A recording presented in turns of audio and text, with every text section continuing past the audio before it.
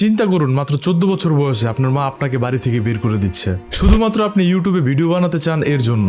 আজকে এই ছেলেটি সাবস্ক্রাইবার 60 মিলিয়নেরও বেশি, ফিফা বিশ্বকাপের ফাইনালে গানও গিয়েছে, ক্রিস্টিয়ানো রোনালদোর সাথে দেখাও করেছে, কিন্তু আজ তার এইখানে আসতে লড়াই করতে হয়েছে নিজের মায়ের সাথে।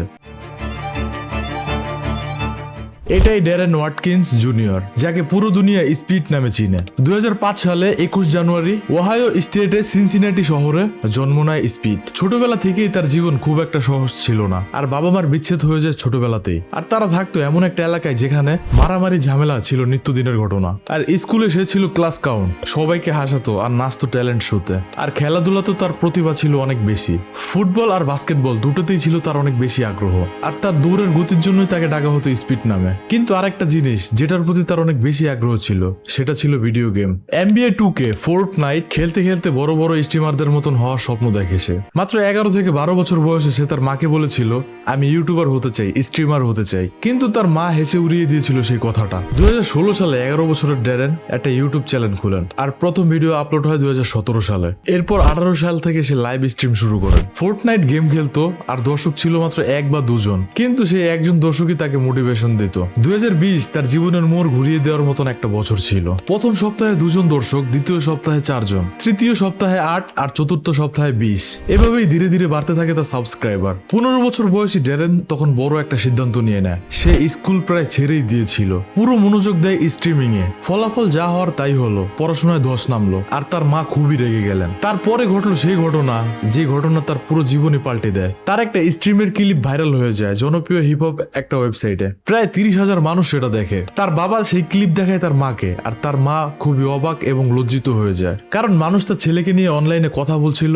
আর সেখানে অনেক উল্টোপাল্টা মন্তব্যও ছিল। সেদিনই তার মা তাকে বলে দেয়, হয় ইউটিউব ছাড়ো, না হলে বাসা ছাড়ো। তখন স্পিডের সাবস্ক্রাইবার মাত্র 5,000 ছিল, কিন্তু তার কাছে এই স্বপ্নটাই ছিল সবচেয়ে বড় জিনিস। তিনি ইউটিউব ছাড়তে রাজি হয় না, কিন্তু তার মা তাকে সত্যি সত্যি বাসা থেকে বের করে দেয়। আর তখন তার বয়স ছিল মাত্র 15। তখন ড্যারেন চলে যায় তার বাবার কাছে, মিশিগানের একটা শহরে। নতুন শহর, নতুন পরিবেশ, আর করা কোনো নিয়ম কানুনও নেই আগের বাসার মতো। আর তার বাবা তাকে পুরো স্বাধীনতা দেয় স্ট্রিম করার, কিন্তু সেই স্বাধীনতার একটা মূল্য ছিল যা তার পরিশোধ করতে হয়। নতুন জায়গায় সে পুরোপুরি একা হয়ে পড়ে, পুরনো বন্ধু পরিবার কেউ যোগাযোগ রাখেনি। সেই সময়টা ছিল তার জীবনের সবচেয়ে অন্ধকার সময়। একাকিত্ব আর মানসিক কষ্টে ভরা ছিল, তবুও সে থামেনি। কিছুদিন পর তার মা আবার তাকে ফিরিয়ে আনে, কিন্তু তার শর্ত ছিল যে আগে পড়াশোনা শেষ করতে হবে। স্পিড অনলাইন ক্লাসে ভর্তি হয়, আর ধীরে ধীরে তার ডিপ্লোমা সম্পন্ন করে।